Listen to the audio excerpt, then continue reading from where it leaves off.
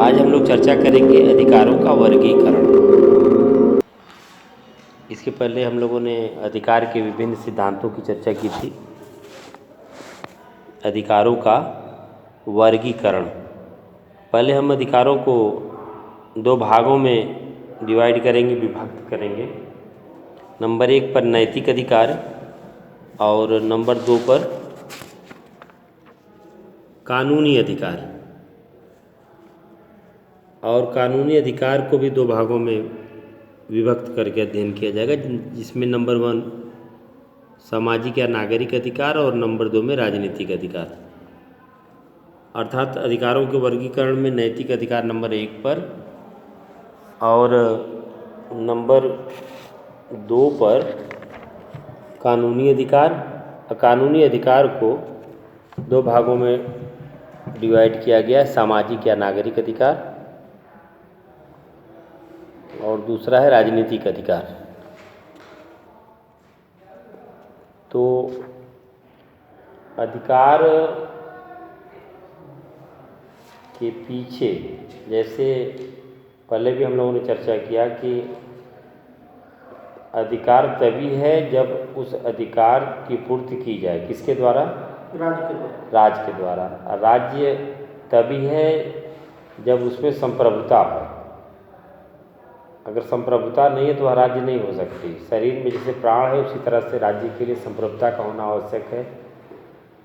तो अधिकारों को पालन कराने का कार्य या अधिकार को लागू कराने का कार्य राज्य ही करता है, ठीक है ना।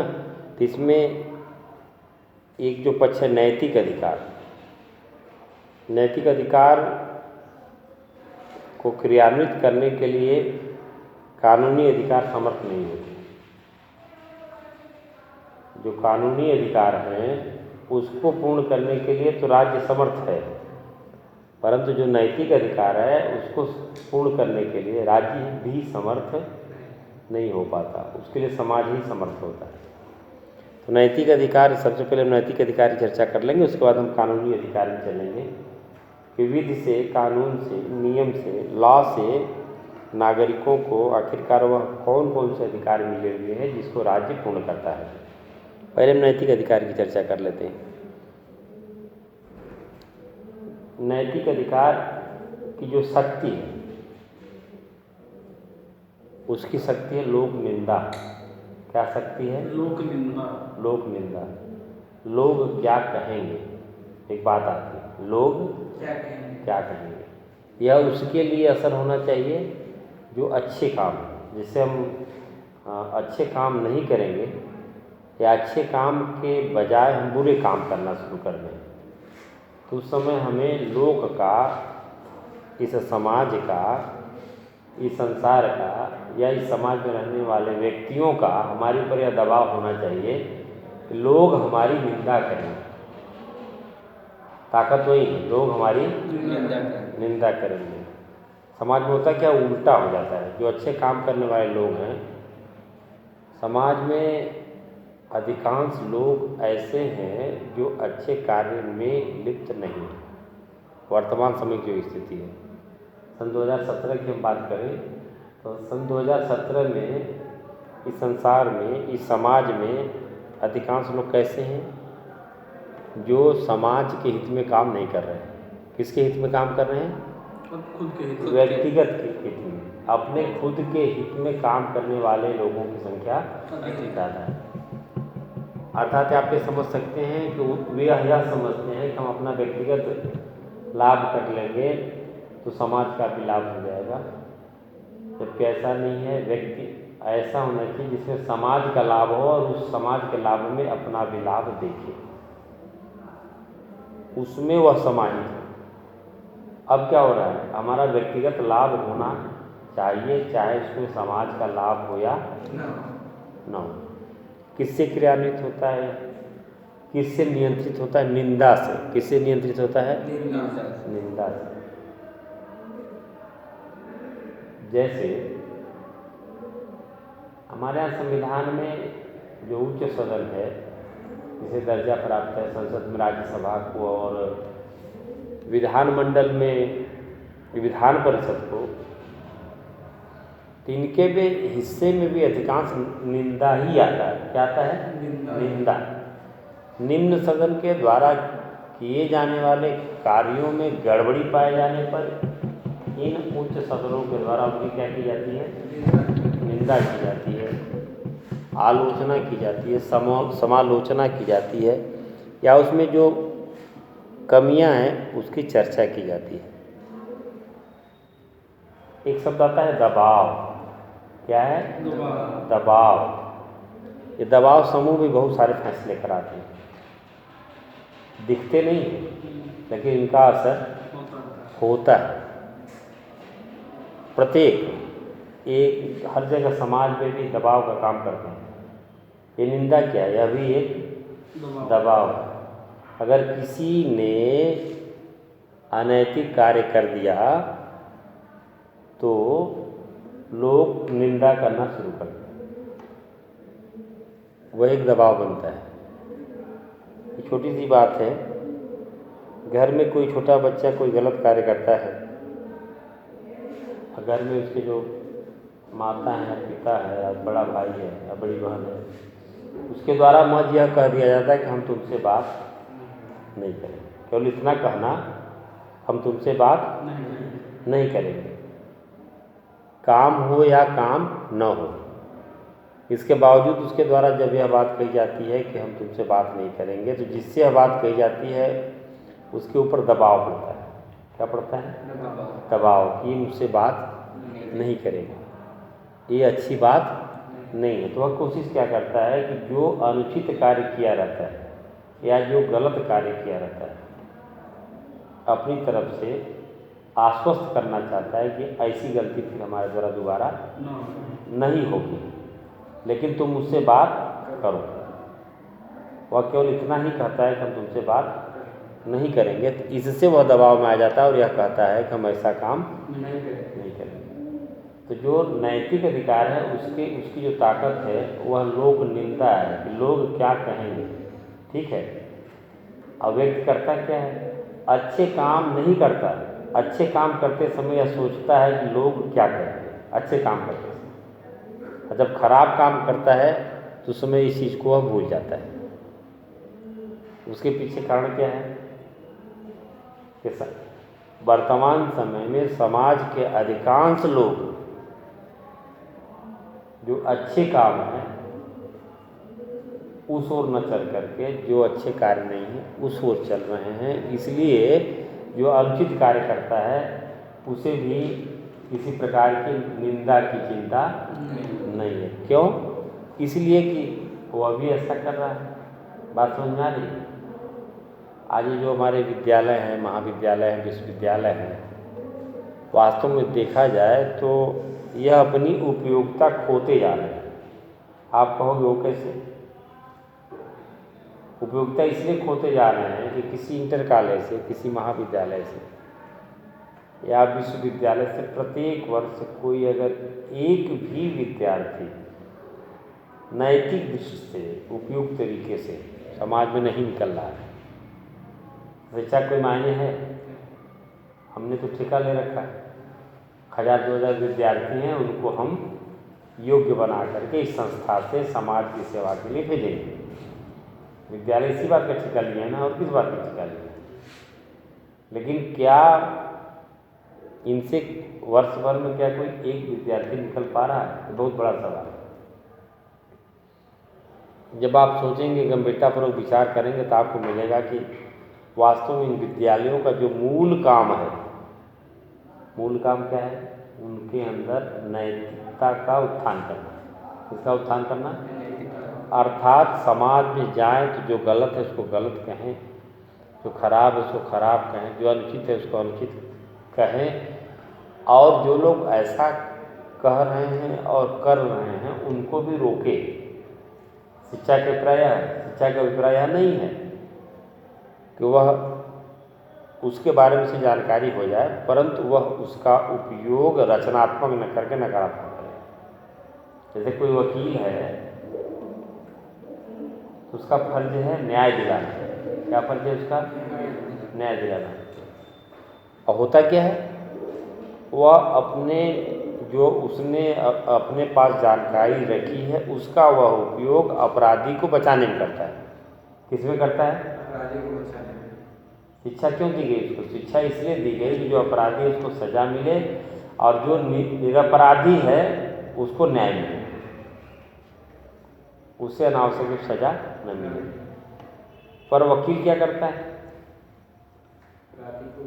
बहुत कम ऐसे वकील हैं जो इन बातों का ख्याल रखते हुए केस लेते हैं कि जिसके साथ अन्याय हो रहा है उसको हम न्याय दिलाएं। अधिकांश वकीलों की स्थिति क्या है? जो पैसा देगा हम उसकी वकालत करेंगे। उन्हें यह पता है, उन्हें यह पता, जैसे आप समझ सकते हो कि एक जश्मलानी है। कोई गर्भवती स्त्री है तो दाई से पेट नहीं छुपा सकती, छुपा लेगी। जो बच्चे को जन्म देती है उसे पेट छुपा लेगी, गर्भवती स्त्री नहीं छिपा पाएगी, छिपा लेगी। उसी तरह जब कोई व्यक्ति वकील के पास जाता है तो अपने केस के बारे में सब कुछ बताता है उसको सही से। वो इसलिए बताता है कि जब हम सही से बताएंगे तो उसी में से जो अच्छी चीज़ें होंगी वकील साहब ले लेंगे, जो खराब होगी कहेंगे इसके बारे में मत चर्चा करना, मत बताना। ठीक है ना? अगर वकील ईमानदार हो तो जो अपराधी उसको सजा दिलाते हैं तो उससे जानकारी होगी। लेकिन होता क्या है उसमें? वकील मना करता है, देखो यहाँ यहाँ गलत किए हो, इस पर तुम नहीं बोलोगे, तुमको केवल यहाँ यहाँ बोलना है। काम क्या था उसका? न्याय दिलाने का। क्या था? न्याय दिलाने का। लेकिन वहाँ जब उसने रुपया पैसा देखा तो किसी अपराधी के सपोर्ट में खड़ा हो गया। आज भी बहुत सारे लोग विलंब, न्याय में विलंब या किसी अन्याय से कम नहीं। न्याय में विलंब होना भी किसी अन्याय से कम नहीं है।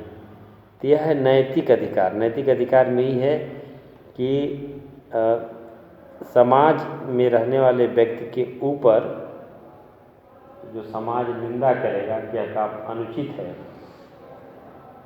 उस कार्य से व्यक्ति बचता है, अर्थात वह कोशिश करता है कि उसका वह ख्याल रखे।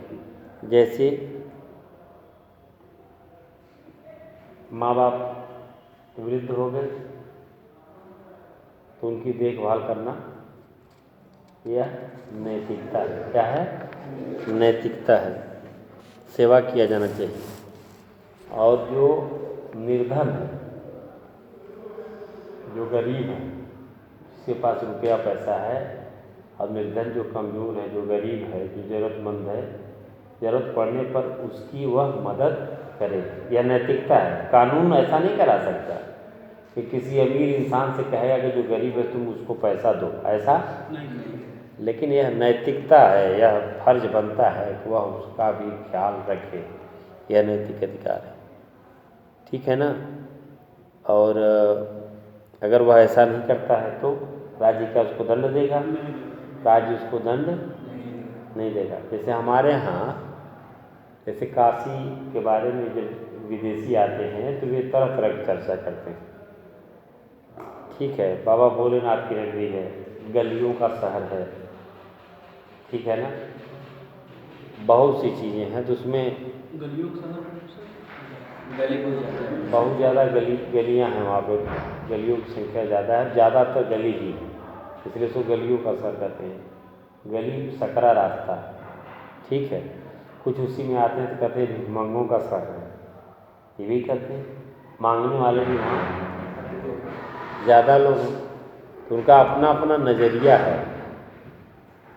तो भिखमंगे कहीं अधिक है तो क्यों है? इसलिए कि मांगने पर वहाँ उन्हें मिलता है।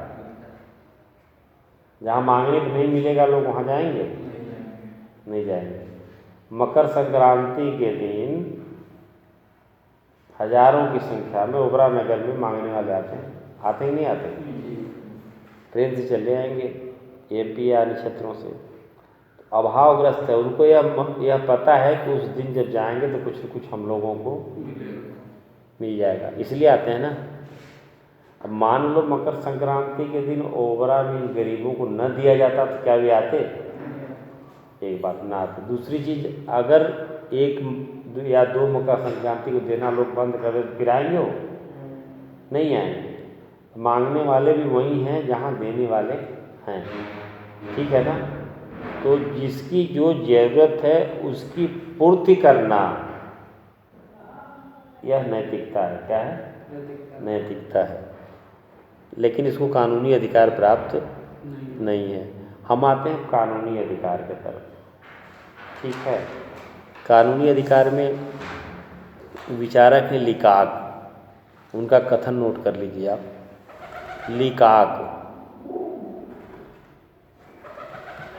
लीकाक कहते हैं कानूनी अधिकार वे विशेषाधिकार हैं, कानूनी अधिकार वे विशेषाधिकार हैं जो राज्य की सर्वोच्च सत्ता द्वारा, जो राज्य की सर्वोच्च सत्ता द्वारा प्रदान किए जाते हैं, प्रदान किए जाते हैं, जिनका उपभोग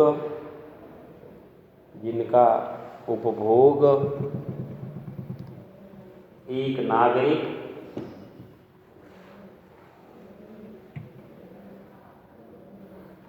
अन्य नागरिकों के विरुद्ध करता है,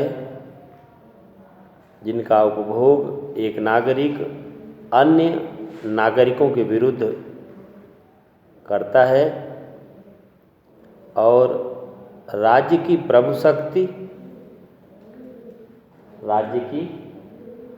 शक्ति द्वारा ही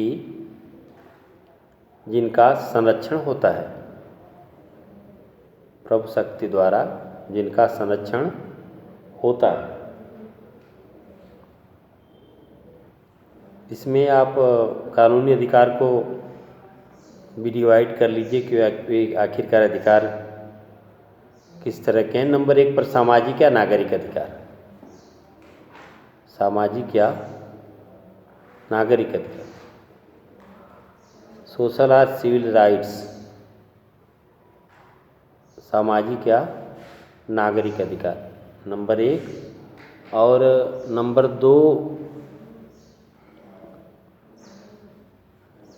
राजनीतिक अधिकार, नंबर 2 राजनीतिक अधिकार।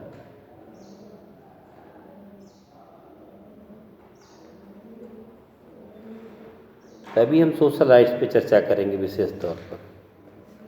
सामाजिक अधिकार, ठीक है ना। सामाजिक अधिकार में हम नंबर 1 नोट करेंगे जीवन रक्षा का अधिकार।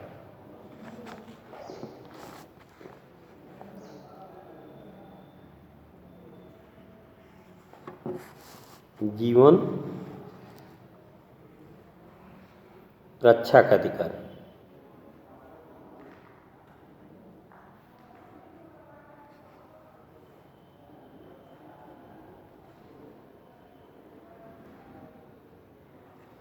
ठीक है। जीवन रक्षा का अधिकार क्या है इसमें? जीवन की रक्षा के अधिकार में कि हमें अगर कोई आक्रमण करे तो अपने रक्षा के लिए उसको मार भी सकते हैं। हम अपनी सुरक्षा के लिए, जैसे कोई हमारे ऊपर हमला करता है, अटैक करता है, आक्रमण करता है, तो अपनी सुरक्षा में हम शक्ति का प्रयोग कर सकते हैं। और उस शक्ति के प्रयोग में मृत्युकारी, जो हमलावर है, जो आक्रमणकारी है, उसकी मृत्यु भी हो जाती है तो हमारा अधिकार है। जानबूझ करके नहीं, जानबूझ करके किसी को मारना ये अपराध है, परंतु अपनी सुरक्षा में। और भारतीय संविधान में जीने का अधिकार किसमें दिया गया? आर्टिकल नंबर 21 में।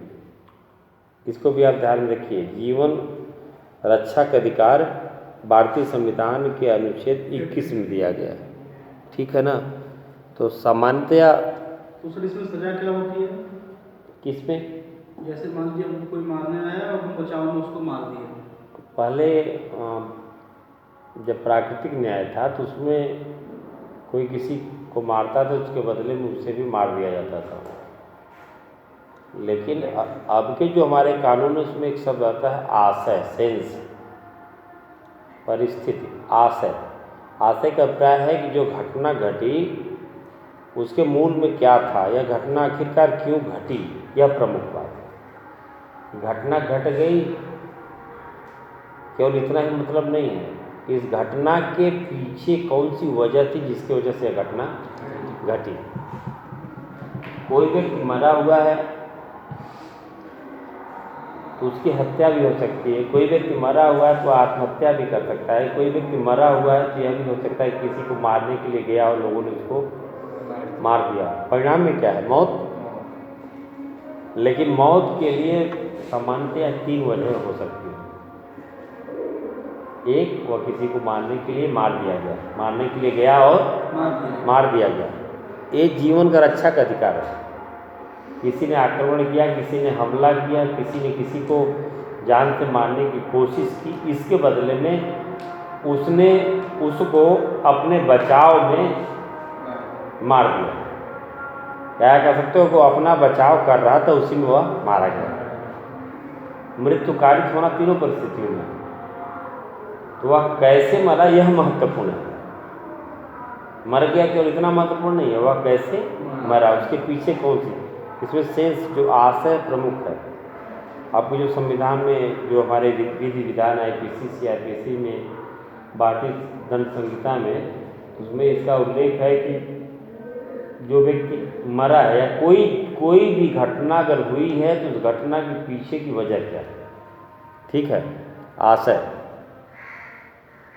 इसीलिए तर्क किया जाता है, उस पर साक्ष्य इकट्ठा किए जाते हैं, बहस होती है, तो परिस्थितियाँ कौन सी थी। उदाहरण के तौर पर कोई व्यक्ति अपने घर पर है, कोई दूसरा कोई आता है और उसे मारने की कोशिश करता है। जो व्यक्ति अपने घर पर है और जवाब देता है, उसको वह व्यक्ति मारा जाता है, जो व्यक्ति आया हुआ है। तो सबसे बड़ा सवाल यही उठता है कि मृत्यु उसकी कहाँ हुई, मृत्यु उसकी कहाँ हुई।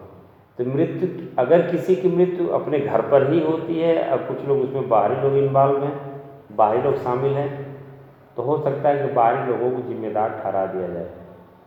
और किसी के घर पे कोई घटना हुई है, जो बाहरी व्यक्ति आया है वह मारा जाता है, तो उसमें यह सबसे पहले पता किया जाता है कि जो बाहरी व्यक्ति वहाँ मारा गया है आखिरकार वहाँ क्या करने गया था। वजह आएगी ना, वहाँ पर क्या करने गया था, और वहाँ गया था तो आखिरकार कोई इस तरह की बात थी तो वहाँ से उसको हट जाना चाहिए था। कहीं ऐसा तो नहीं कि जो व्यक्ति उसके, जिस व्यक्ति की मृत्यु हुई है जो दूसरे के घर पर गया हुआ था, तो कहीं ऐसा तो नहीं कि जिसके घर गया तो उसको मारने के लिए गया था। यह प्रश्न उठता है। बल किसको प्राप्त होता है?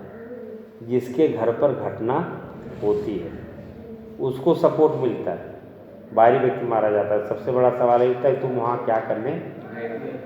या हो सकता है कि कुछ समय पहले, कुछ दिन पहले, कुछ वर्ष पहले इस घर के लोगों ने उसके घर के लोगों ने कहीं मारा था, तो इसके बदले में वो उसको मारने के लिए वहाँ गया था। बात क्लियर हुई? इसमें आशय जुड़ा, प्लानिंग हुई। तो किसी भी घटना में अगर योजना बनाई जाती है, कोई प्लानिंग की जाती है, तो ऐसे मामले गंभीर रूप धारण करते हैं और उसकी व्याख्या उस तरह से होती है, ठीक है ना। और उस दौरान जब उस घर का मालिक है, घर का मुखिया है, उस घर का व्यक्ति है, अपनी जान की सुरक्षा में, अपने परिवार की सुरक्षा में जिसे खतरा हो सकता था, उसने उसका जवाब दिया और उसमें प्रतिपक्ष, वहाँ उसको इसकी छूट है। ऐसा नहीं कि कोई व्यक्ति किसी घर ऐसे भी गया तो उसको कोई मार देगा तो उसको मान लिया जाएगा कि हमला करने गया था, ऐसा नहीं है। इसके भी साक्ष्य प्रमाण पर्याप्त होने चाहिए कि वो हमला करने के लिए ही गया था। लेकिन उसका पक्ष तो पहले ही कमज़ोर हो जाता है जो दूसरे के घर पे जाता है ना। यह बात हर प्रत्येक व्यक्ति को हमेशा ख्याल रखना चाहिए कि जो घटना स्थल है वह कहाँ है, अत्यधिक महत्वपूर्ण होता है उसका। जैसे हम बोलो, जैसे साजिशन माना जाता है तो आर्टिकल नंबर 302 के तहत IPC होता है, तो इसमें कौन सा आर्टिकल है? साजिशन नहीं, 302 में हत्या नहीं है। 302 भारतीय दंड संहिता 302 में हत्या के लिए दंड है, हत्या के लिए दंड। आजीवन कारावास या मृत्युदंड, है ना, फांसी की सजा। 302 में हत्या नहीं है, 302 में क्या है, हत्या के लिए दंड है। भारतीय दंड संहिता में 2 चीज़ों की प्रमुख रूप से व्याख्या की गई। एक, कौन सा अपराध किस अनुच्छेद के तहत आएगा, नंबर 1। नंबर 2, अमुक अपराध अमुक अनुच्छेद के तहत आ रहा है, तो अमुक अनुच्छेद के तहत किया जाने वाला अपराध अमुक अनुच्छेद के तहत दोषी होगा। अर्थात 5 साल की सज़ा होगी, 10 साल की सज़ा होगी, आजीवन कारावास होगी, या उसे मृत्युदंड दिया जाएगा, या उसको जुर्माना किया जाएगा। ये दोनों भाग उसमें शामिल हैं। तो जो IPC 302 है, 302 है, 302 में हत्या नहीं है, हत्या के लिए क्या है, दंड, हत्या के लिए दंड। अर्थात जो व्यक्ति अपराधी है उसके विरुद्ध पुलिस मामला दर्ज करती है। अपराधी कब कहलाता है, जब कोर्ट उसे घोषित करता है। इसके पहले उसको अभियुक्त कहा जाता है। क्या कहा जाता है, अभियुक्त। तो हत्या करने वाले के लिए दंड देने का प्रावधान 302 है, ठीक है, जिसमें यह उल्लेख है उसे आजीवन कारावास या मृत्युदंड की सज़ा दी जा सकती है। ये हमें ध्यान रखना चाहिए। 302 हत्या नहीं बल्कि हत्या के लिए दंड है, ठीक है ना। तो यह रहा उसमें। हम आते हैं इसमें सामाजिक अधिकार में जीवन रक्षा का अधिकार, इसकी चर्चा हो रही थी। एक कोटेशन है, नोट कर लो, टॉमस एक्विनास का। टॉमस एक्विनास, आत्महत्या अपने प्रति, आत्महत्या अपने प्रति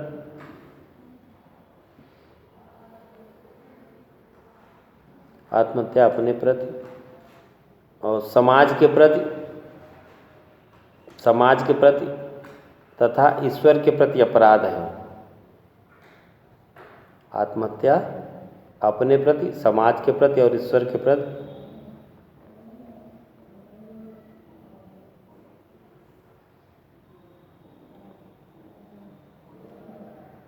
ठीक है, ईश्वर के प्रति अपराध है। एक और विचारक हैं गिलक्राइस्ट, इनका भी कथन नोट कर लीजिए। गिलक्राइट्स, सार्वजनिक हित की दृष्टि से, सार्वजनिक हित की दृष्टि से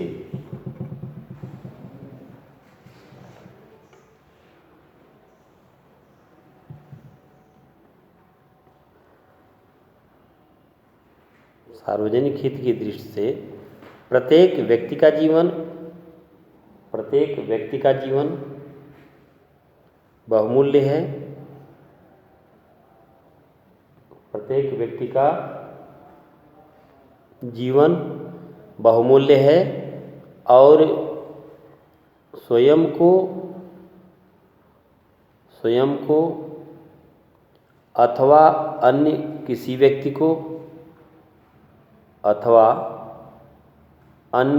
व्यक्ति को मार डालने का अभिप्राय, अन्य किसी व्यक्ति को मार डालने का अभिप्राय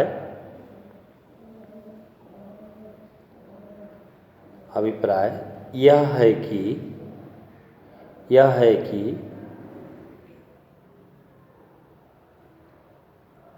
एक ऐसे जीवन का अंत कर देना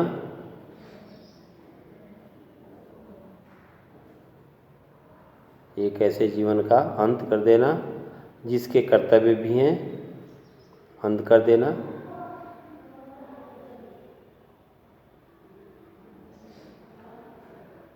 देना जिसके कर्तव्य भी हैं और अधिकार भी, ठीक है ना। इसका मुख्य आशय यही है कि जीवन रक्षा का अधिकार हमें प्राप्त है। नंबर 2, संपत्ति का अधिकार।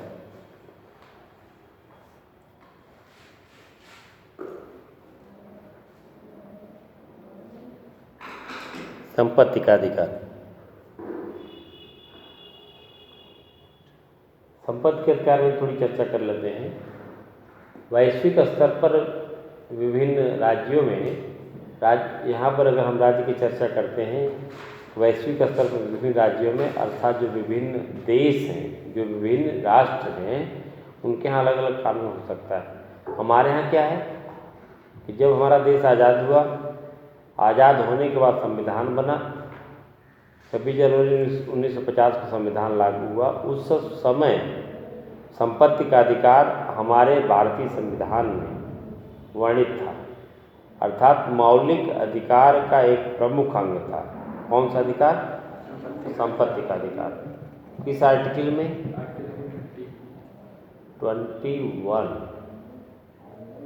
21 में क्या है फिर? 31 है ना? ठीक है।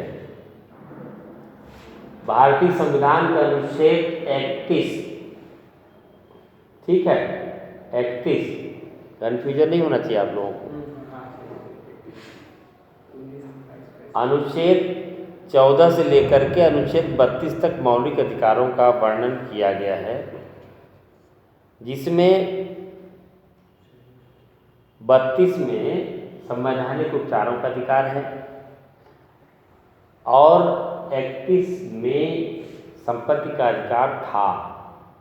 संपत्ति का अधिकार था, परंतु अब संपत्ति का अधिकार मौलिक अधिकार नहीं रहा।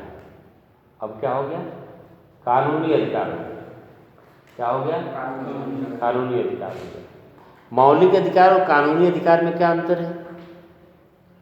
मौलिक अधिकार, संपत्ति का अधिकार मौलिक अधिकार था, तब तक सरकार अर्थात जो राज्य है हमारा, हमारी संपत्तियों के बारे में विवरण नहीं ले सकता था। मेरे पास कितनी संपत्ति, कैसे आई, कहाँ, उस पर हमारा पूर्णतया अधिकार था। परंतु उस संपत्ति के अधिकार को अब वहाँ से हटा करके कहाँ क्या कर दिया गया? कानूनी अधिकार बना दिया गया। कानूनी अधिकार क्या अभिप्राय है? क्या हमारी संपत्ति हमारी नहीं है? हमारी संपत्ति हमारी है, पर इसका विवरण रखना पड़ेगा कि जो हमारे पास संपत्ति है, आखिरकार वह संपत्ति कहाँ से कैसे आई। संपत्ति के संदर्भ में सरकार द्वारा या राज्य के द्वारा बनाए गए विभिन्न कानूनों का हम पालन करेंगे। उसके एवज में, उसके अनुपात में, उसके औसत में या जो नियमावली है उसके अनुसार संपत्ति पर हम टैक्स देंगे, कर देंगे। ठीक है, क्या करेंगे? कर देंगे। इनकम टैक्स, आयकर, जो हमारी आमदनी उस पर हम टैक्स देंगे। और उसके बाद मेरे पास जो संपत्ति है उसका विवरण भी रखेंगे। जब कभी राज्य या उसका जो अंग है सरकार या उससे जुड़ी हुई व्यवस्था जब मुझसे पूछेगी कि अमुक संपत्ति आपके पास कहाँ से आई, तो यह हमें बताना पड़ेगा कि यह संपत्ति यहाँ से आई। ठीक है ना? यह क्या है? संपत्ति का। कभी कभी लोग ज़्यादा चालाकी करने में उलझ जाते हैं।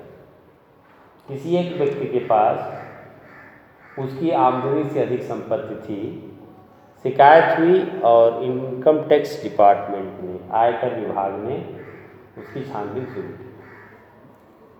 जब उससे पूछा गया कि आपके पास यह जो संपत्ति है वो आखिर आई कहाँ से, तो उन्होंने क्या किया? उन्होंने अपने किसी एक रिश्तेदार का नाम बता दिया कि उन्होंने यह संपत्ति मुझे दी। आगे जांच हुई, उन्होंने जब कहा कि अमुक ने यह संपत्ति दी, तो अमुक उनके रिश्तेदार की भी जांच शुरू हो गई और उनके यहाँ भी आय से अधिक संपत्ति आई है। फिर उनसे पूछा गया कि आपके पास यह संपत्ति इतनी अधिक कहाँ से है, तो उन्होंने भी फिर अपने एक रिश्तेदार का नाम बता दिया। उस रिश्तेदार की फिर जांच हुई, उसके यहाँ भी आय से अधिक संपत्ति पाई। प्रारंभिक जांच में जिस व्यक्ति की जांच हो रही थी, अगर वह कबूल कर लेता कि मेरी ही संपत्ति है, तो उसके बदले में जो इनकम टैक्स डिपार्टमेंट से जो चार्ज लगाए जाते, जो जुर्माना लगाया जाता, उसकी भरपाई करता है, वह सजा भुगत करके बाहर आ जाता है। परंतु जब उसने अपने रिश्तेदारों का नाम बताया तो उनके रिश्तेदारों की भी जांच हो गई और उसके रिश्तेदारों के पास भी आय से अधिक संपत्ति मिली। उसमें कोई बचेगा नहीं बचेगा, सबके सब शामिल हो गए और सबके सब फंसे। ठीक है ना। तो इस प्रकार से जो संपत्ति का अधिकार है, मेरे पास संपत्ति है, ठीक है, लेकिन वह संपत्ति कहाँ से आई इसका भी विवरण पूरा चेक होना। जैसे एक नंबर आता है, पैन नंबर, पैन नंबर को पूरा क्या बोलते हैं? पैन नंबर सुना होगा नाम ना आपने? कौन बनाता है? इनकम टैक्स डिपार्टमेंट ही बनाता है। उसको क्या बोलते हैं पूरा? पी से परमानेंट, और उसमें क्या है? ए है, ए से हो गया अकाउंट, लास्ट में क्या है? एन, एन से हो गया नंबर। पैन का पूरा क्या हो गया? Permanent account number. यह जो पैन नंबर है अब लोगों के अकाउंट से भी कनेक्ट कर रहा है, बैंक खातों से। इससे वह पूरा विवरण व्यक्ति का आ जाता है कि उसके पास वास्तव में बैंक में कितने रुपए पैसे। अब एक निश्चित धनराशि ऊपर जब आप पैसे जमा करते हैं तो बैंक वाला भी मांगता है कि आप पैन नंबर अपना दीजिए। ठीक है ना। तो संपत्ति का अधिकार क्या हो गया है? यह अधिकार तो है परंतु वह मौलिक अधिकार नहीं है और यह कानूनी अधिकार हो गया। लेकिन यह कानूनी अधिकार के तहत ही है। किसके तहत है? कानूनी अधिकार के तहत ही है। ठीक है ना। इसमें आपने किसी कथन नोट किया है कि नहीं किया है? नहीं किया है। नोट कर लीजिए गिलक्राइस्ट का कथन।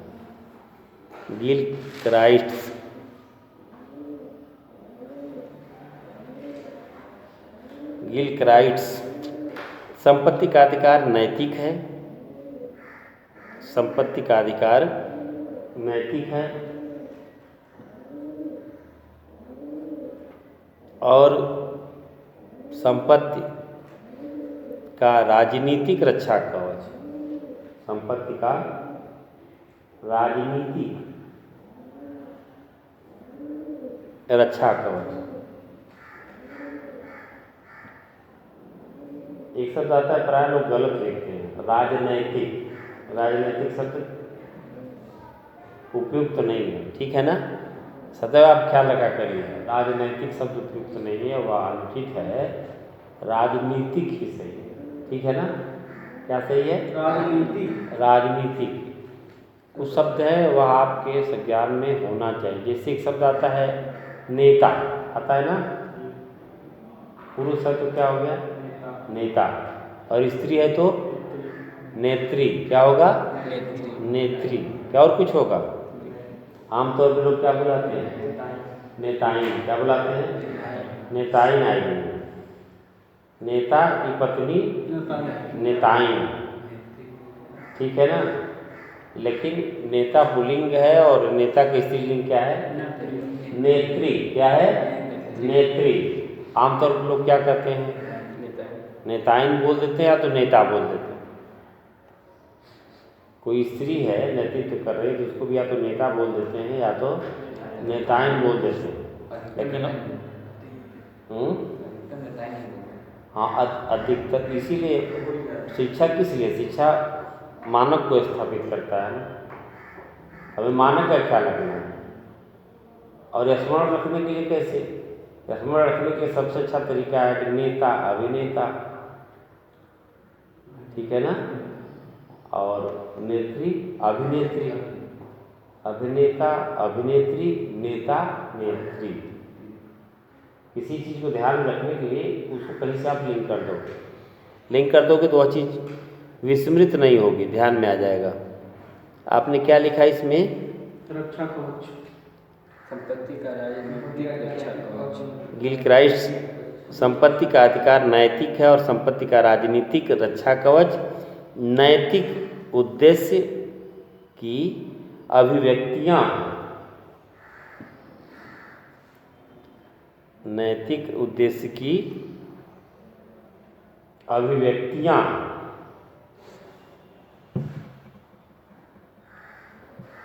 लास्की का कथन है, अन्य विचारक हैं लास्की।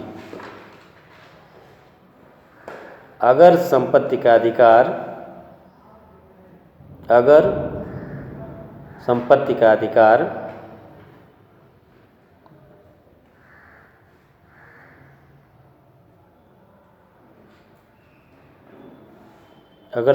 अधिकार इसलिए होना चाहिए कि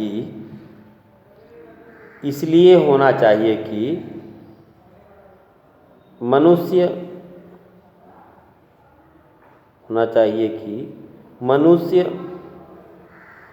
इससे अपना विकास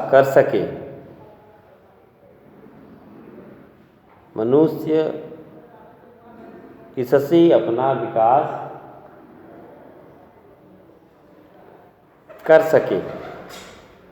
तो ऐसा अधिकार स्पष्ट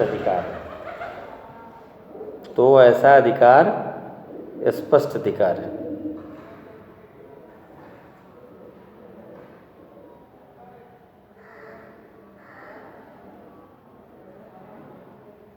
ठीक है ना। संपत्ति के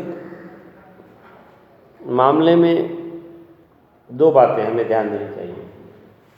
जो मेरी संपत्ति है वह मेरी संपत्ति है, इसको कोई छीन नहीं सकता। जो मेरी संपत्ति है उसकी जरूरत है सार्वजनिक तौर पर। किसकी जरूरत है? मेरी संपत्ति की जरूरत सार्वजनिक तौर पर है। जैसे मेरी जमीन है, सड़क का चौड़ीकरण हो रहा है और राज्य चाहता है कि यहाँ पे सड़क चौड़ी हो, तो जो उसके अगल बगल की जमीन है क्या करेगा? वह अधिग्रहित करेगा। क्या करेगा? अधिग्रहित करेगा। तो उसके बदले में क्या देगा? मुआवजा देगा कि नहीं देगा? दो स्थितियाँ बनी। मेरी संपत्ति है तो वह मेरी संपत्ति है, नंबर 1। कोई उसको अधिग्रहित, जबरदस्ती अधिग्रहित कब्जा नहीं कर सकता। परंतु सार्वजनिक हित में मेरी संपत्ति का उपयोग है तो वहाँ पर राज्य उस संपत्ति के बदले में मुझे मुआवजा देगा और मेरी संपत्ति को पर अधिकार कर लेगा। बात क्लियर हो गई? नहीं हुई? पर्सनल नहीं कर सकता, लेकिन अगर सामाजिक हित के लिए तो कर सकता है। वो तय करेगा सार्वजनिक, इसीलिए एक शब्द आया सार्वजनिक। मेरी जमीन है, खेती बाड़ी कर रहे हैं, ठीक है, लेकिन जमीन के भीतर तेल है, कोयला है या अन्य कोई खनिज पदार्थ निकल जाता है तो क्या होगा? सरकार क्या करेगी? उसको अधिग्रहित कर लेगी। क्या करेगी? अधिग्रहित कर लेगी। लेकिन जो उस जमीन की कीमत है उसका मुआवजा वह उसको दे देगी। ठीक है ना? उस जमीन का मुआवजा देगी। जो उसके भीतर पाया जाने वाला खनिज पदार्थ है वह किसका है? सरकार। बात क्लियर हो रही है ना? मान लीजिए चुप्पे से निकाल दे राशि को, तो कोयला निकलेगा तो कोयला कितना निकालेगा? 1 बोरा, 2 बोरा, 4 बोरा, 10 बोरा, इससे क्या हो जाएगा? और फिर निकाल के करेगा क्या? हम तो पकड़ा जाएगा। ईंधन अगर कोई चीज़ मिलता है तो उसको कैसे निकालेगा? आपने सुना होगा कभी कभी, गोबरा में भी घटी थी। गैस ट्रांसफ़र कर रहा था एक सिलेंडर से दूसरे सिलेंडर में गाड़ी चलाने के लिए, तो उसकी आदत सिगरेट पीने की थी। वो भूल गया कि गैस हम ट्रांसफ़र कर रहे हैं, इसमें से लीकेज हो सकती है और आग लग सकता है। उसने जैसे ही माचिस जलाई और विस्फोट हो गया। कभी कभी अत्यधिक ज्वलनशील जैसे पेट्रोल इत्यादि है, इनकी गाड़ियाँ पलट जाती हैं। लोग क्या करते हैं? उसको लगते हैं भरने अपनी गाड़ी में, कभी गैलन में, कहीं कोई डिब्बा में, इस तरह से लोग उसको लगते हैं एकत्रित करने। कहीं से कोई एक चिंगारी वहाँ लग जाती है तो जितने भरने वाले वह भी, आज जहाँ तक तेल फैला हुआ भी सब जल के खाक हो जाती है। बचेंगे? नहीं बचेंगे। ऐसी घटनाएं हो जाती हैं। उसके बीच में क्या है? उसके बीच में है लोभ। क्या है? लोभ। दूसरे का सामान है, उस सामान को आप चाहते हो अपना बनाना, तो ऐसी स्थिति में दुर्घटना। कभी कभी बच्चे प्रयोग में करते हैं, 10 रुपए की नोट में धागा बांध के किनारे बैठ जाएंगे, सड़क पर रख देंगे। चलने वाले व्यक्ति को 10 रुपए की नोट दिखाई देगी, जो धागा बंधा हुआ है वह, लेकिन जैसे वह झुकता है उसको पकड़ने के लिए वो क्या करता है, वैसे खींच लेता है। तो जो व्यक्ति झुकता है 10 रुपए की नोट लेने के लिए, वहाँ क्या स्थिति बनती है उसकी? गिर भी सकता है। गिरने की बात छोड़ो, जो बच्चा जो खींचता है वहाँ से ठहाका लगाता है। यह देखो इस व्यक्ति का दूसरे के पैसे के चक्कर में किस तरह से पड़ा हुआ। लोभ। क्या है यार? लोभ। उसको खींचता और हंसता है, हंसता भी। यह चीज होती है, ठीक है ना। तो कुछ मामला जो हमारा बैंक, श्रीमती गांधी देश की प्रधानमंत्री थी भारतवर्ष में, उस समय हमारे बैंकों का राष्ट्रीयकरण हुआ, ठीक है ना। 1969, 70, 1969 और 1970, 69 और 70, ठीक है ना। 1969 और 70 में भारत में बैंकों का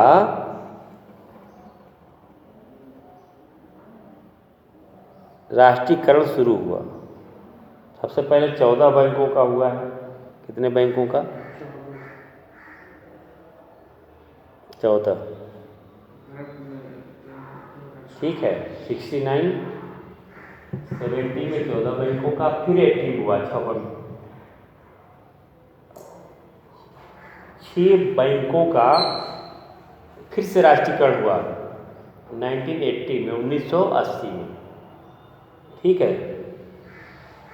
राष्ट्रीयकरण का अभिप्राय क्या है? जो बैंक चल रहे थे जिनमें कुछ लोगों की संपत्तियां लगी हुई थी, जब उनका राष्ट्रीयकरण हुआ तो भारत सरकार ने जो उनकी संपत्ति लगी हुई थी उन सब संपत्ति के एवज में उन्हें मुआवजा दे दिया। राष्ट्रीयकृत का अभिप्राय, उस पर पूर्ण स्वामित्व किसका हो गया? सरकार का। किसका हो गया? सरकार का हो गया। अर्थात उस बैंक में जो भी लाभ हानि होगा उसका दायित्व, उसकी जिम्मेदारी किसकी हो गई? सरकार की हो गई, ठीक है ना। 69 और 70 के पहले जो ये बैंक थे उसमें जो निजी पूंजी लगी हुई थी, लोगों की व्यक्तिगत पूंजी लगी हुई थी, इसके हिसाब से वे उसके लाभांश के हिस्सेदार बन जाया करते थे। परंतु जब भारत सरकार ने उन्हें अधिग्रहित कर लिया, अर्थात जिनकी उसमें पूंजी लगी हुई थी, जिनकी संपत्ति लगी हुई थी, उसके एवज में भारत सरकार ने उन्हें मुआवजा दिया और इन बैंकों को क्या कर लिया? राष्ट्रीयकृत कर दिया, ठीक है। कब किया? 1969। हाँ, 1969, 69, 69 और 70 में 14 बैंक, 80 में 6 बैंकों को उसने राष्ट्रीयकृत कर दिया, ठीक है। बात क्लियर हो गई ना। तो संपत्ति के अधिकार में क्या है? मेरी अपनी संपत्ति है, उसको कोई ले नहीं सकता। मेरी अपनी संपत्ति है, परंतु उसका सार्वजनिक उपयोग होने वाला है, ऐसी दशा में राज्य उस संपत्ति का मुआवजा देकर के अधिग्रहित कर सकती है, ठीक है। मुआवजा देकर के उसे ले सकती है। ये संपत्ति का अधिकार है, ठीक है ना। मनमाना नहीं है, मनमाना नहीं है। संपत्ति के संदर्भ में भी संभवतः पहले चर्चा हुई थी कि संपत्ति के विभाजन में, संपत्ति के विभक्तिकरण में, संपत्ति के बंटवारा में, संपत्ति को हम जब अलग अलग करते हैं तो उसमें हम सबसे पहले ख्याल करते हैं कि यह संपत्ति आई कहाँ से। यहाँ संपत्ति है तो यह संपत्ति आई कहाँ से, इसका भी महत्व है बंटवारे में। केवल इतना नहीं है कि मेरे पिताजी के पास अगर 1 करोड़ रुपए की संपत्ति है, चल अचल संपत्ति, तो उसमें यह देखा जाएगा यह संपत्ति कहाँ से आई। कोई पिता है, उसके 4 पुत्र, चारों पुत्र कहते हैं कि बंटवारा चाहिए, बंटवारा चाहिए। पिता के नाम पर 1 करोड़ की संपत्ति, बंटवारे समय में किस बात का ख्याल रखा जाएगा? उसके पिताजी को उसके पिताजी से कितनी संपत्ति मिली थी, उसी संपत्ति में उसके पुत्र बंटवारा करा पाएंगे। समझ में आई बात? उसके पिताजी के न रहने पर पूरी संपत्ति में बंटवारा होगा, उसके पिताजी के न रहने पर पूरी संपत्ति में बंटवारा होगा। परंतु उसके पिताजी अगर जीवित हैं और बंटवारा की संपत्ति है तो उसी संपत्ति में बंटवारा होगा जो उसके पिताजी को उसके पिताजी से संपत्ति मिली तो उसी बंटवारा होगा। बात क्लियर हो रही है ना? माने पूर्वजों की संपत्ति में होगा, जो व्यक्तिगत अर्जित है उसमें नहीं होगा। हाँ, एक शब्द आता है देहन, मतलब जो हम अपने शरीर से कमाए हैं, देहन, उसमें आप बंटवारा करा सकते हैं। ये संपत्ति का नेचर है, संपत्ति की प्रकृति है। नंबर 3 पे आई शिक्षा प्राप्ति का अधिकार। शिक्षा प्राप्ति का अधिकार,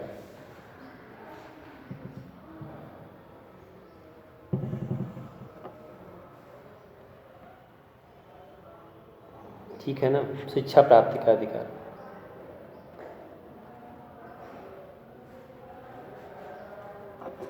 ठीक है। शिक्षा प्राप्ति का अधिकार में क्या है? देखिए, राज्य के नीति निर्देशक तत्व और मौलिक अधिकार दोनों का काम है नागरिकों को अधिक से अधिक सुविधाएं मुहैया कराना। मौलिक अधिकार में राज्य का यह कर्तव्य है कि वह उसे अनिवार्य रूप से उपलब्ध कराए, ये मौलिक अधिकार हो गया।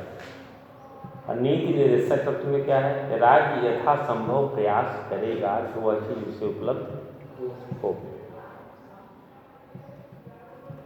हमारे भारतीय संविधान में पहले शिक्षा का अधिकार मौलिक अधिकार नहीं था,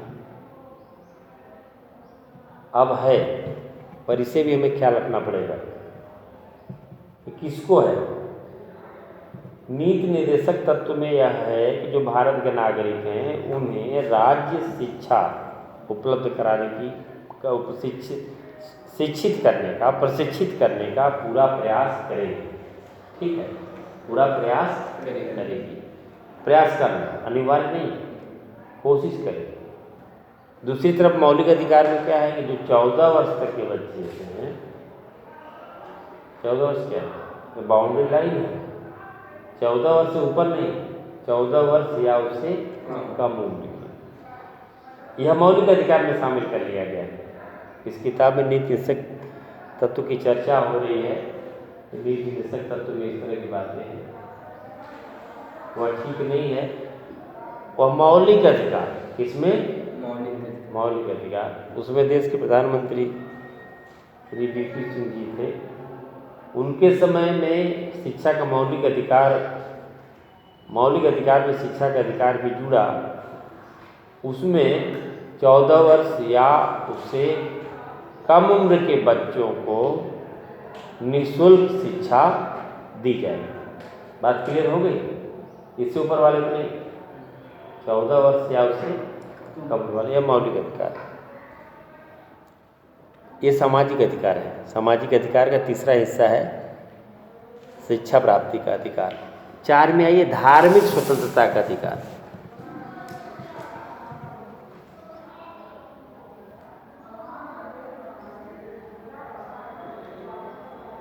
धार्मिक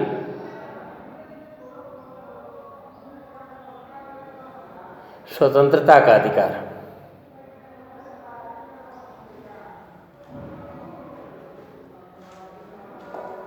ठीक है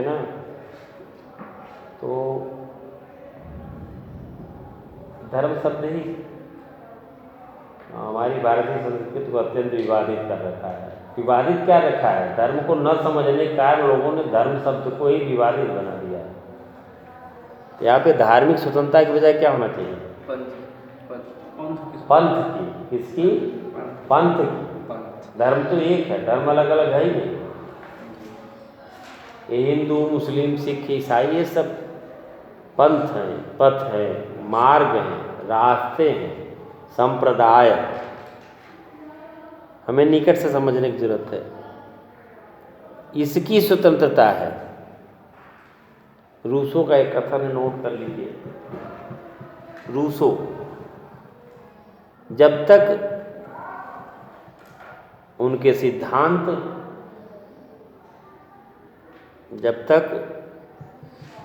सिद्धांत नागरिकता के कर्तव्यों के प्रतिकूल न हो, जब तक उनके सिद्धांत नागरिकता के कर्तव्यों के प्रतिकूल न हो, नागरिकता के कर्तव्यों के प्रतिकूल न हो, व्यक्ति को उन सभी धर्मों के प्रति, व्यक्ति को उन सभी धर्मों के प्रति सहिष्णु होना चाहिए,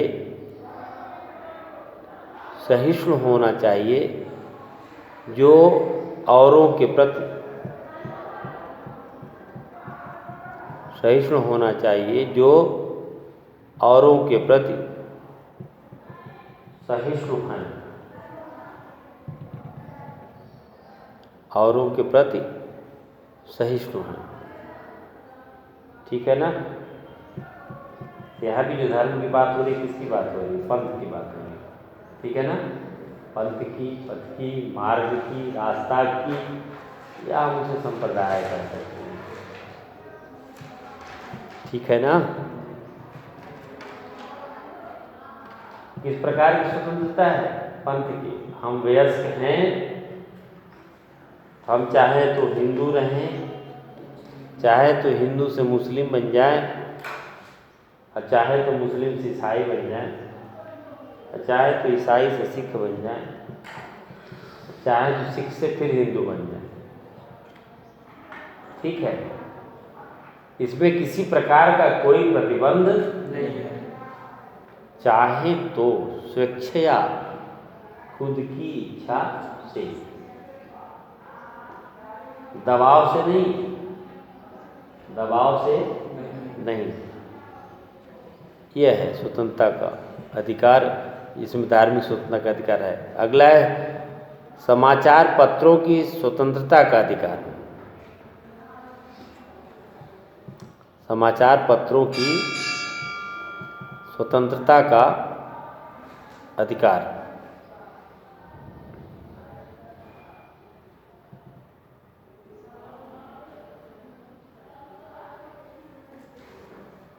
समाचार पत्रों की स्वतंत्रता करता है क्या है?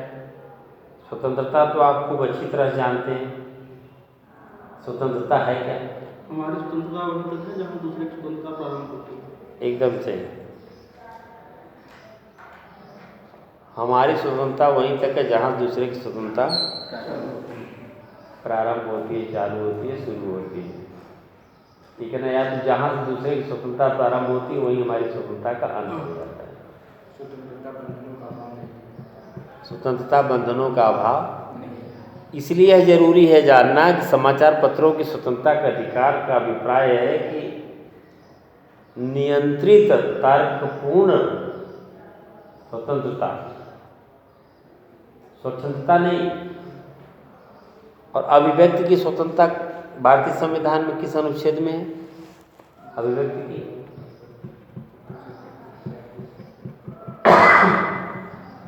किसमें है? भारतीय संविधान के अनुच्छेद 19। किसमें है? 19। अभिव्यक्ति की स्वतंत्रता। अखबारों के लिए अलग से आर्टिकल नहीं है भारतीय संविधान में। अभिव्यक्ति की स्वतंत्रता, उसी अभिव्यक्ति की स्वतंत्रता के तहत अखबारों का प्रकाशन होता है। एक ही अनुच्छेद है, आर्टिकल नंबर 19। जिसमें आपका आकाशवाणी है, दूरदर्शन है, समाचार पत्र है, या दोराहे तिराहे चौराहे में जो आम सभा होती है वह है, मीटिंगें हैं, बैठकें हैं, ये सब अनुच्छेद नंबर, या जो पम्पलेट है, समाचार पत्रों का प्रकाशन है, ये सब किसके तहत है? अनुच्छेद नंबर 19। भारतीय संविधान का अनुच्छेद नंबर 19 में अभिव्यक्ति की स्वतंत्रता दी गई है। उसी स्वतंत्रता के अंतर्गत समाचार पत्रों का भी प्रकाशन किया जाता है।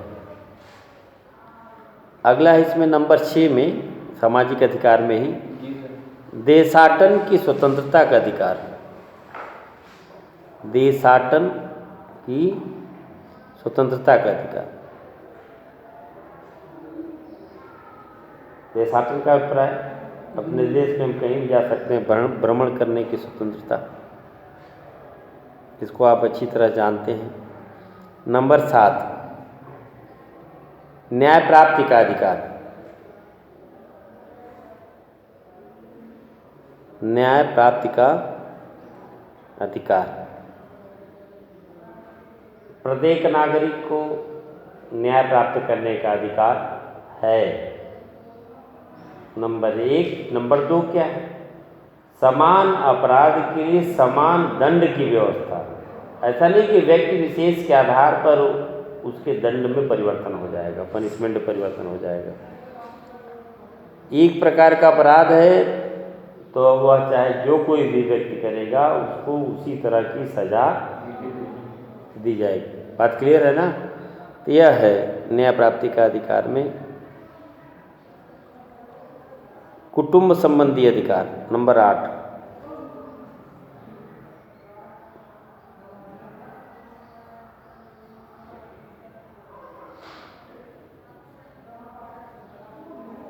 कुटुंब संबंधी अधिकार। कुटुंब, परिवार। परिवार जब बात की जाती है तो कितने लोगों की बात आती है? परिवार माने सीमित और परिवार का अभिप्राय, क्या कोई अकेले परिवार हो सकता है? परिवार के लिए कम से कम दो चाहिए, कम से कम। हम 2, उसके बाद हमारे 2, और हम जिससे हैं वह 2, ये संयुक्त परिवार हो गया, ज्वाइंट फैमिली। हम जिससे हैं वो 2, हम 2 और हमारे 2, ज्वाइंट फैमिली, संयुक्त परिवार। हम 2, हमारे 2, सीमित परिवार, या हम 2 हमारे 1, हम 2 हमारे 1। बढ़ती हुई जनसंख्या में कुछ स्थितियां ऐसी ही बन रही हैं। और हम 2 हमारे 9 10 जो है वो संकट है। हम 2 हमारे 9 10 इकोनॉमिक्स में, अर्थशास्त्र में, अर्थशास्त्रीय माल्थस, जनसंख्या संबंधी सिद्धांत, तो वे कहते हैं कि आबादी को नियंत्रित करो, नहीं नियंत्रित करोगे तो प्रकृति खुद नियंत्रण लगा देगी। भूकंप आ जाएगा, महामारी फैल जाएगी, भूखमरी फैल जाएगी। प्रकृति की मेज पे सीमित जगह है और जनसंख्या बढ़ने पे वो अपने हिसाब से जनसंख्या में नियंत्रित हो जाती है। स्पष्ट ठीक इसी एक शब्द आता, जनसंख्या विस्फोट। जनसंख्या विस्फोट। अभिप्राय, जहाँ जितनी जगह है उसमें उतने ही लोग आएंगे, उससे अधिक होंगे तो क्या होगा? विस्फोट आएगा। जहाँ हम लोग आज हैं ओबरा में, यहाँ भी करोड़ों वर्ष पहले समुद्र था। आज समुद्र नहीं है, कल भी समुद्र होगा। हम यह उम्मीद करते हैं, हम अपनी सुविधाओं को ख्याल में रख करके कहते हैं कि नहीं होगा।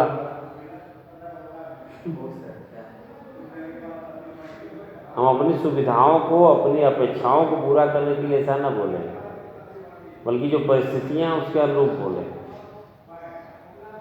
पेड़ों की हम कटान करते हैं तो कल ऑक्सीजन कम होगा, इंसान छटपटा करके मरेगा। इंसान छटपटा कर मरेगा, यह अच्छी बात हमें नहीं लगेगी, इसलिए हम इस बात को नहीं कहेंगे। लेकिन परिणाम में क्या है, ऑक्सीजन नहीं होगा, इंसान मरेगा, नहीं मरेगा। हमें किस बात को सोचना चाहिए कि अगर पर्यावरण संतुलित नहीं होगा, प्रकृति संतुलित नहीं रहेगी, तो इंसान अपने किए गए कर्मों का परिणाम भी खुद भुगतेगा, चाहे वह परिणाम अच्छा हो या बुरा। कुटुंब संबंधी अधिकार, कुटुंब का अभिप्राय परिवार से है, और परिवार आपका सीमित भी है, संयुक्त भी है, ठीक है। और हमारे यहाँ की जो संस्कृति है, हम तो कहते हैं वसुधैव कुटुंबकम, पूरे विश्व को ही हम अपना परिवार मानते हैं, ठीक है ना, पूरे विश्व को अपना परिवार मानते हैं। केवल इंसान ही नहीं, एक शब्द आता है जैव विविधता, क्या है, जैव विविधता, फिर इसमें इंसान की बात नहीं की जाती। जितने जीव जंतु हैं, जितनी वनस्पतियां हैं, सब उसमें समाहित हैं, तभी हम पूर्ण हैं। सबकी जरूरत है, ऐसा नहीं कि केवल मुझे अपनी ही जरूरत है। मेरी अगर किसी को जरूरत है दूसरे को, तो उसकी भी मुझे जरूरत है। पड़ेगी नहीं, है, पड़ेगी तो फिर गड़बड़ कर दो। आज हमें ऑक्सीजन मिल रहा है तो कल की क्या चिंता, हमें हम मान के चलें ऑक्सीजन हमारे लिए जरूरी है, पेड़ भी लगाना जरूरी है। ऐसा नहीं कि हम पेड़ लगाएंगे, ये से काम चलने वाला। दिल्ली की स्थिति नाजुक है, गैस चेंबर की स्थिति बनती जा रही है। वहाँ पर गैस चेंबर का अभिप्राय है कि जो जहरीली गैस है, ऑक्सीजन मिलेगा ही नहीं तो छटपटा के मर जाएंगे, ठीक है ना। इसके लिए इंसान खुद दोषी, दूसरा दोषी नहीं है। मुंबई में यदा कदा या कई स्थानों पर इस प्रकार की घटनाएं हो गई हैं जहाँ पर लोगों ने नाले पर कब्जा कर लिया, उसको ढक लिया, उसके ऊपर अपना घर या मकान बना लिया। नाले के भीतर जो गंदगी है उससे जहरीली गैस पैदा होती है। जगह होती तो जहरीली गैस क्या करती, वायुमंडल में चली जाती। जगह नहीं होती तो क्या करती, उसी नाली में कैद रहती। उस नाले के ऊपर जो बना हुआ घर है, कभी न कभी टूटेगी नाली, नाला कहीं नहीं टूटेगा। जो गैस में भरी हुई है उसके दबाव से या स्वाभाविक तौर पे जब नाली या नाला का ऊपरी हिस्सा टूटता है और उस घर में लोग सोए हुए हैं रात को, उसमें से जहरीली गैस निकलेगी, क्या होगा, सोए रहे, और जो निद्रा में हो चिर निद्रा में, फिर कभी उठने की नौबत नहीं आएगी। मैंने नाली इतना खतरनाक हो सकती है, होती है, उसमें कोई प्रकार का जहरीली गैस पैदा होती है, कोयले से जहरीली गैस पैदा होती है। जो लोग कोयले की भट्टी जलाते हैं, ताप के लिए घरों में रखते हैं तो खिड़की दरवाजे खुले रहते हैं, और खिड़की दरवाजा अगर आप सोचेंगे अब तो कोयला जल गया, अब कुछ इसमें रहा नहीं, आज इससे निकलने ऐसा करो कि खिड़की दरवाज़ा बंद करके सो जाओ, कमरा भी गर्म रहेगा। तो जो कोयले की आग से या कोयले के धुएं से या कोयले से जो जहरीली गैस निकलती है, उसकी वजह से उस घर में सोए हुए लोग भी जो निद्रा में, वह चिर निद्रा में जा सकते हैं। समझ में आई बात। इसलिए लोग जब जानकार हैं तो सोने से पहले उस अंगीठी क्या करते हैं, घर से बाहर करते हैं। पता था ना, नहीं पता, जानकारी में होना चाहिए। इसमें जब कुटुंब की बात आती है, परिवार की बात, तो परिवार हम दो हैं तो हमारे दो या हमारे एक कब होंगे, जो हमारी संतानें होंगी दूसरी तरफ हम 2 हैं तो हम 2 से 3 भी हो सकते हैं, हम 2 से 1 भी हो सकते हैं, नहीं हो सकता। हम 2 से 3 भी हो सकते हैं, 2 से एक भी हो सकता है। बात बनेगी तो 2 से 3 हो गए, बात नहीं बनी तो 2 से एक हो 1 हो गए। अर्थात यह कुटुंब संबंधी जो हमारा अधिकार है, तो बात बनी तो साथ में रहेंगे, यह अधिकार है। बात नहीं बनी तो साथ में, अर्थात हम विवाह भी करेंगे और बात नहीं बनेगी तो विवाह विच्छेद भी कर लेंगे। ठीक है, विवाह विच्छेद समझ रहे हो ना? जी। तलाक। एक विचारक है लॉरी मार।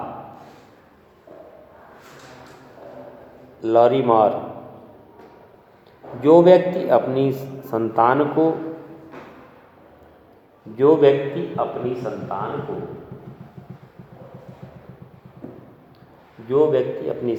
को मानसिक शिक्षा नहीं दे सकता है, जो व्यक्ति अपनी संतान को मानसिक शिक्षा नहीं दे सकता है,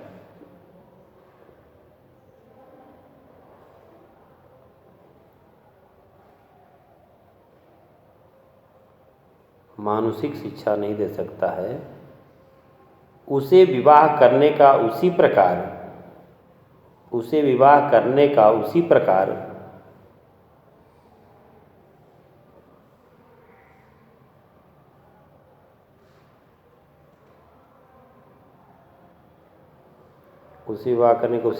नैसर्गिक अधिकार नहीं है, जैसा कि उस पुरुष को जो संतान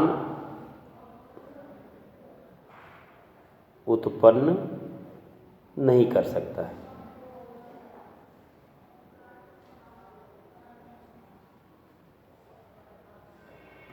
ठीक है ना?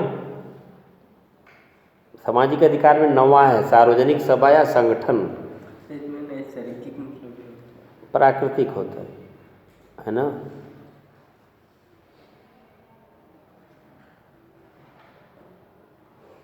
सार्वजनिक सभा तथा संगठन की स्वतंत्रता का अधिकार, 9वां पॉइंट है।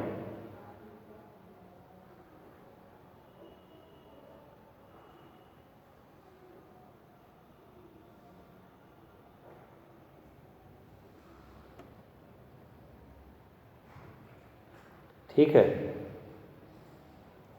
10वां है व्यवसाय की स्वतंत्रता का अधिकार। सार्वजनिक सभा तो स्पष्ट है आप लोगों को, ऐसी सभा जो सार्वजनिक स्थान पर हो वह सार्वजनिक सभा है।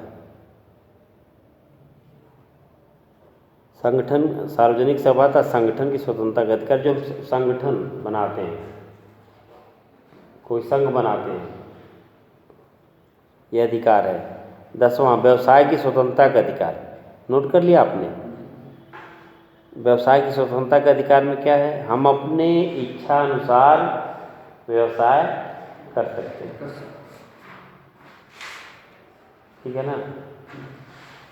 व्यवसाय या व्यापार, किस तरह के व्यापार? केवल व्यापार तो वैध व्यापार,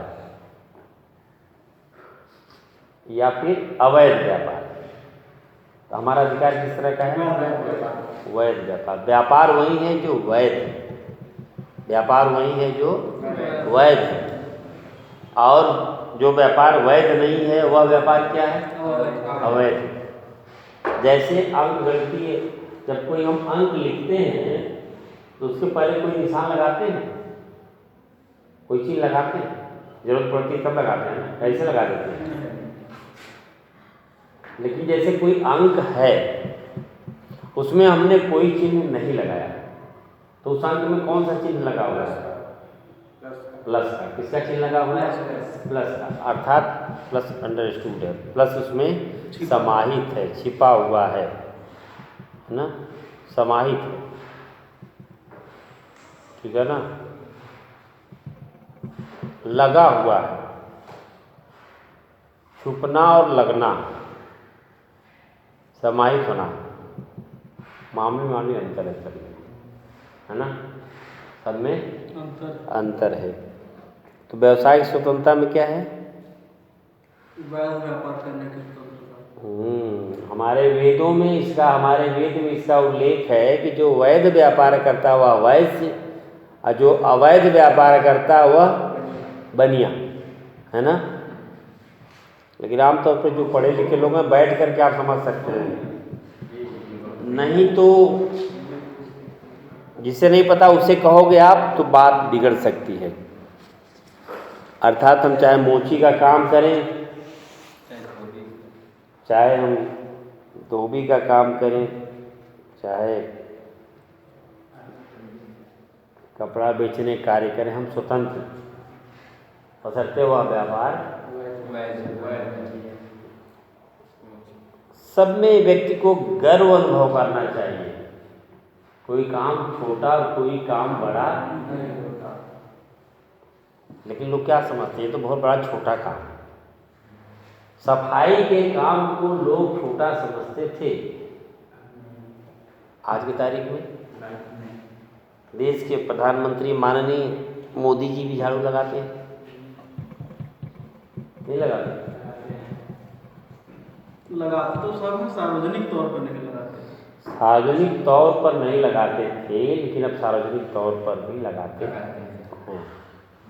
इसलिए कोई काम छोटा या कोई काम बड़ा नहीं, ठीक है।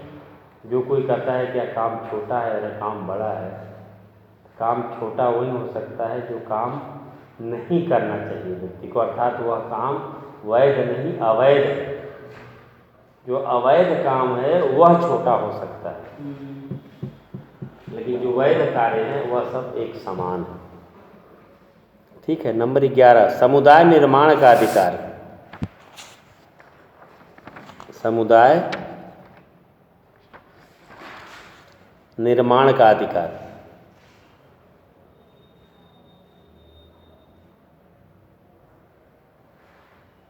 ठीक है ना। जैसे समिति है, जैसे संघ है, उसी तरह से व्यक्ति समुदाय निर्माण, लक्ष्य उचित हो। ऐसा नहीं कि समुदाय निर्माण करें और लक्ष्य अनुचित हो, किसी को क्षति पहुंचाने का हो, ऐसा नहीं, ये अधिकार नहीं है। शांतिपूर्वक काम करने के लिए। अगला है 12, भाषा, संस्कृति और साहित्य का अधिकार। भाषा, संस्कृति, साहित्य का अधिकार।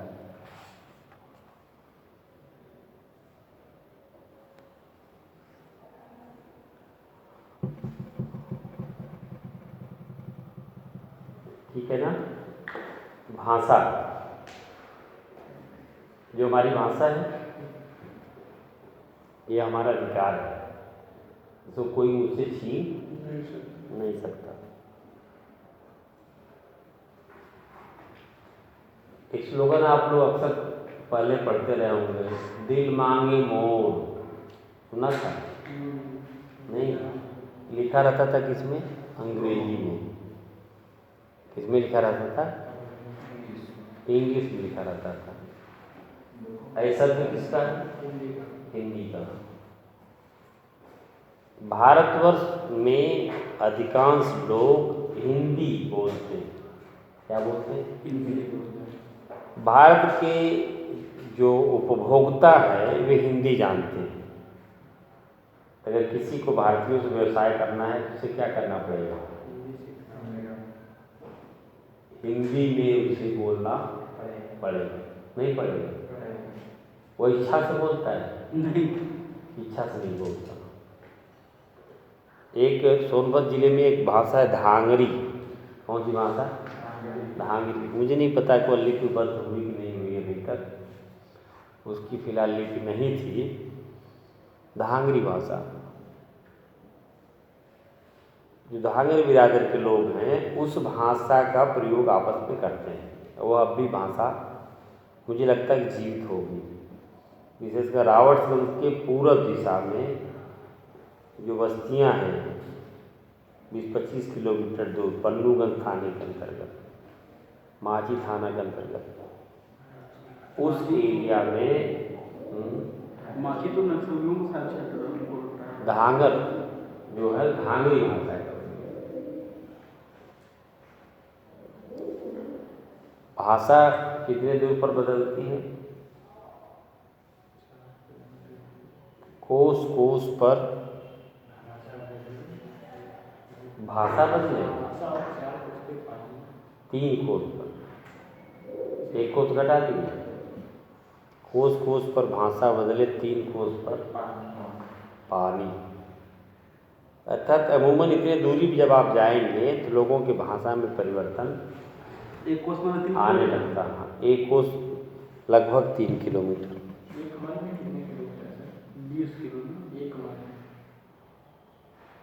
एक मन में करीब 20 किलो। हाँ ठीक है ना। एक सेर लगभग आधे किलो का। एक से ठीक है।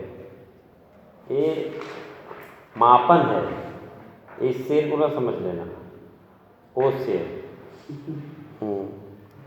2 सेर 1 किलो। करीब 1 किलो की।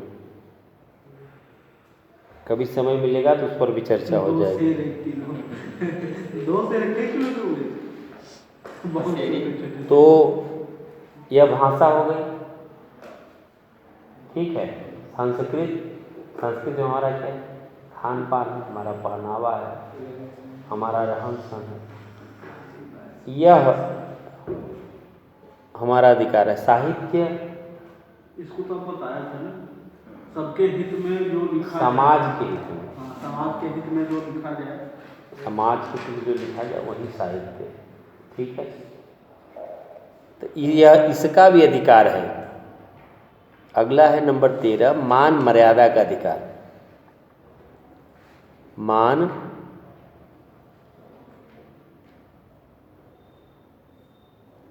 मर्यादा का अधिकार। मान मर्यादा क्या है? इज्जत।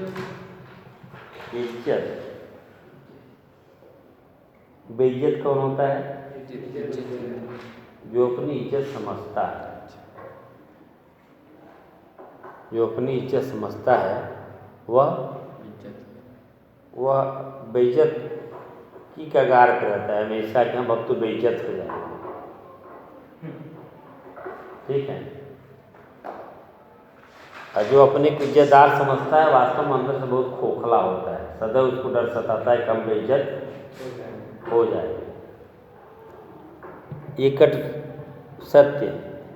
मान मर्यादा का अभिप्राय यह है कि जो कोई व्यक्ति है उसकी अपनी मान मर्यादा होती है।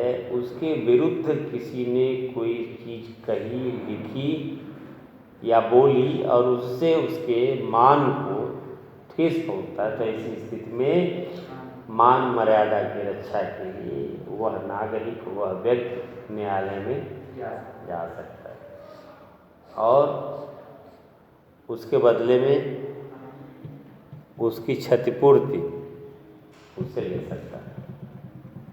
उससे उसकी क्षतिपूर्ति उस व्यक्ति के हिसाब से तय होता है कि वह व्यक्ति, उस व्यक्ति की कितना मान है,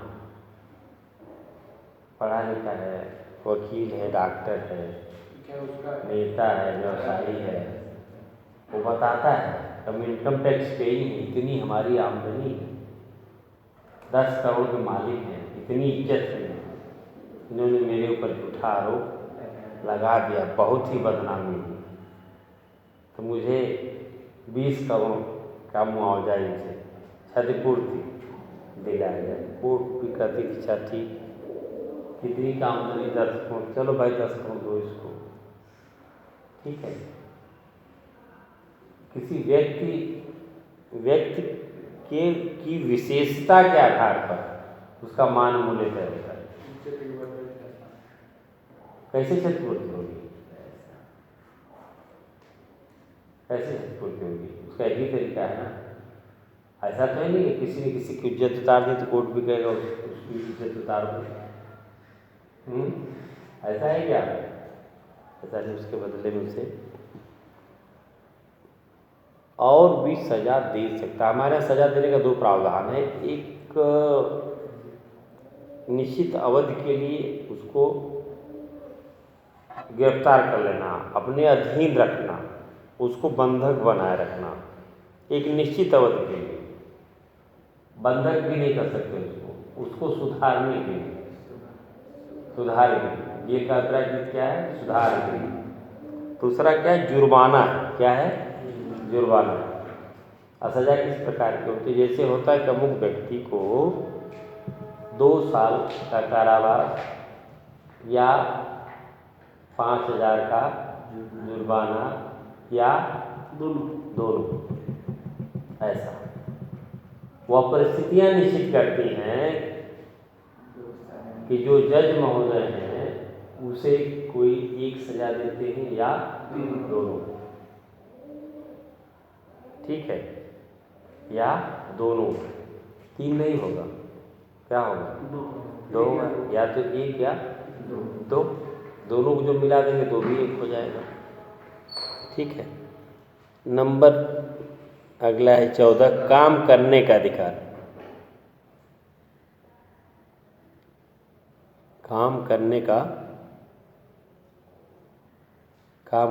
अधिकार। कहने के तो बहुत कुछ है।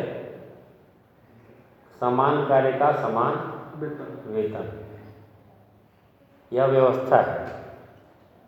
एक बराबर काम करने वाले को एक बराबर वेतन, यह नियम में है। पर व्यवहारिक अभिप्राय है कि बहुत से लोग ऐसे हैं जिनको समान कार्य की समान मजदूरी नहीं मिल पाती है। नंबर 15, न्यूनतम आर्थिक स्तर का अधिकार। न्यूनतम आर्थिक स्तर का अधिकार।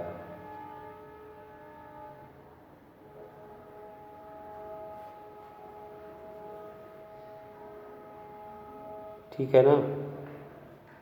जिससे व्यक्ति अपनी जो दैनिक आवश्यकताएं उसकी पूर्ति कर सके, इस प्रकार का प्रत्येक व्यक्ति, प्रत्येक नागरिक का अधिकार है। कहा भी गया है, निर्धनता मानव जीवन का सबसे बड़ा अभिशाप। निर्धनता मानव जीवन का सबसे बड़ा अभिशाप। ठीक है? और अत्यंत निर्धन व्यक्ति जो परेशान है, हलकान है, कोई रास्ता नहीं है, तो उसको अपराध के रास्ते पर भी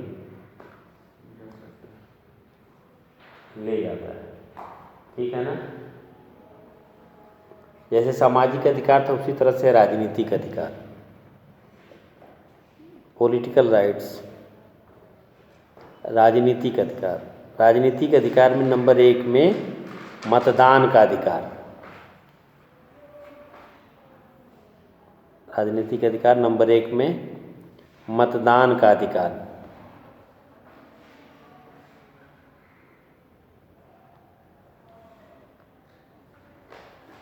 अब्राहम लिंकन के बारे में आप जानते ही हैं। इनका एक प्रमुख कथन है, प्रजातंत्र जनता का। अब्राहम लिंकन, प्रजातंत्र जनता का, जनता के लिए, जनता द्वारा शासन है। अर्थात आप समझ सकते हैं, शासन व्यवस्था में प्रत्येक नागरिक को संसद, राज्यों के विधानमंडलों,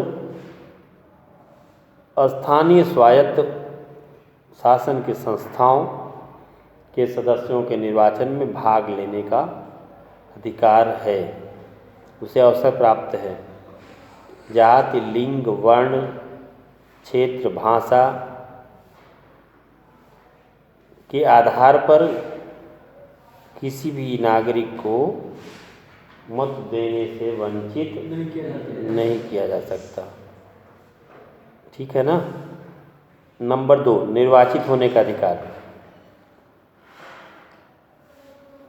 निर्वाचित होने का अधिकार।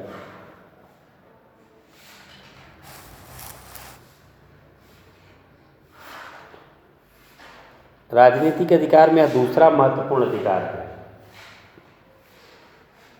प्रत्येक नागरिक को राज्य के किसी भी एक पद के लिए निर्वाचित होने का अधिकार है। कोई भी नागरिक किसी भी विधानमंडल या संसद का सदस्य निर्वाचित होने के लिए उम्मीदवार के रूप में खड़ा हो सकता है। मताधिकार का पूरक माना जाता है। अवयस्कों, दिवालियों अथवा अपराधियों को इस अधिकार से वंचित रखा गया है। नंबर 3, सरकारी पद प्राप्त करने का अधिकार। सरकारी पद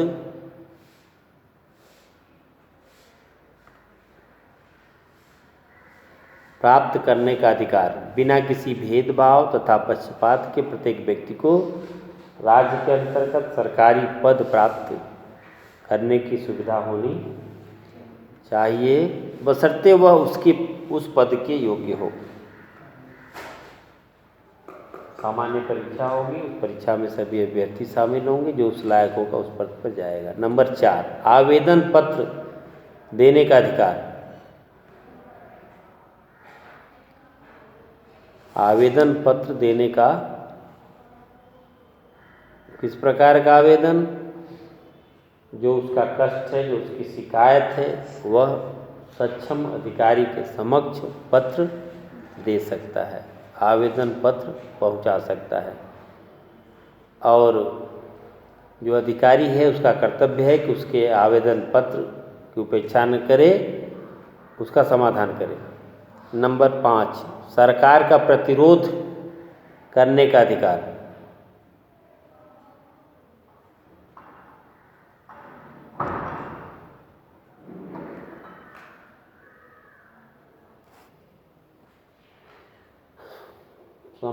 सरकार का प्रतिरोध के बजाय उसका आलोचना कर लो ना।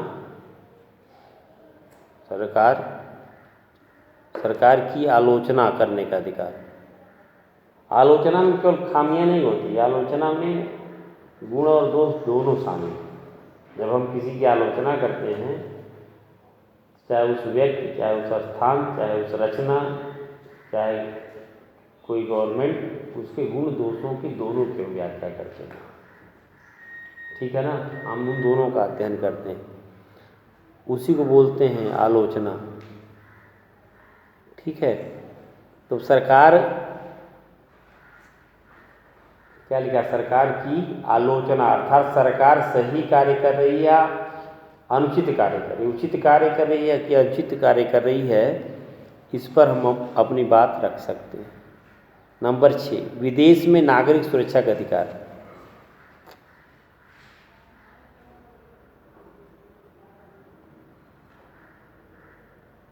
विदेश में नागरिक सुरक्षा का अधिकार।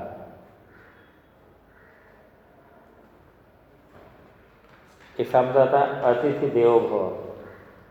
भारत में कोई विदेशी आया है, उसके साथ किसी प्रकार कोई अपनी घटना होती है, तो उसका अधिकार है उसके साथ न्याय हो, उसे मुआवजा मिले, और जिसने उसके साथ किसी प्रकार का कोई दुर्व्यवहार, अभद्र व्यवहार किया है, उसके खिलाफ कार्रवाई हो। यह राजनीतिक अधिकार हो गया। आज हम लोगों ने चर्चा किया अधिकारों का वर्गीकरण, क्लासिफिकेशन ऑफ राइट्स, जिसमें प्रमुख रूप से 2 तरह के अधिकार, जिसमें नैतिक अधिकार और कानूनी अधिकार। कानूनी अधिकार को हम लोगों ने 2 भागों में विभक्त किया, सामाजिक या नागरिक अधिकार और राजनीतिक अधिकार। सामाजिक अधिकार पे हम लोगों ने कुल 15 बिंदुओं पर चर्चा की, जिसमें जीवन रक्षा का अधिकार, संपत्ति का अधिकार, शिक्षा प्राप्ति का अधिकार, धार्मिक स्वतंत्रता के अधिकार, धर्म की जगह बल्कि पंथ की स्वतंत्रता का अधिकार, समाचार पत्रों की स्वतंत्रता का अधिकार, देशाटन की स्वतंत्रता का अधिकार, न्याय प्राप्ति का अधिकार, कुटुंब संबंधी अधिकार, सार्वजनिक सभा तथा संगठन की स्वतंत्रता का अधिकार, व्यवसाय की स्वतंत्रता का अधिकार, समुदाय निर्माण का अधिकार, भाषा संस्कृति और साहित्य का अधिकार, मान मर्यादा का अधिकार, काम करने का अधिकार, न्यूनतम आर्थिक स्तर का अधिकार। और उसके बाद फिर जो दूसरा था इसमें राजनीतिक अधिकार, पॉलिटिकल राइट्स, जिसमें मतदान का अधिकार, निर्वाचित होने का अधिकार, सरकारी पद प्राप्त करने का अधिकार, आवेदन पत्र देने का अधिकार, सरकार की आलोचना करने का अधिकार, विदेश में नागरिक सुरक्षा का अधिकार। इतने बिंदुओं पर चर्चा हुई और मुझे लगता है कि बात आप लोगों के समझ में आ गई होगी।